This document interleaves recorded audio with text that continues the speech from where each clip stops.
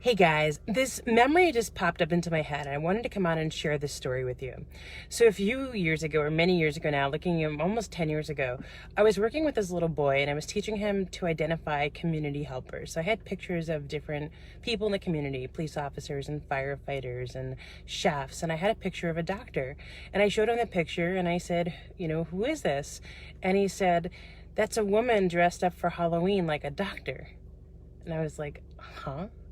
And I'm like, it's a doctor. He's like, no, it's a woman dressed up pretending to be a doctor.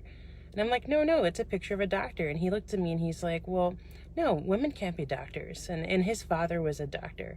And that's a story that I'm assuming it's the father, but that's a story somebody told this child, and this child took that belief on and he believed it to be true. So I just wanted to remind everyone today, whether we're teachers or parents, kids believe what we tell them about themselves. If we tell children that they have greatness inside them, that they can be, do, and have anything that they want, they will grow up believing that. And if we tell them that they're not enough, they're not smart enough, they live in the wrong place, and that there's something they can't do, they'll probably believe that too. So my name is Jessica Leichtweisz. I'm the CEO of Hope Education Services. I'm passionate about helping all the kids find excellence inside them and all the kids achieve the dreams that they have. So I'd love to connect with you on my YouTube channel. It's getautismanswers.com, and I look forward to connecting there. Take care, guys.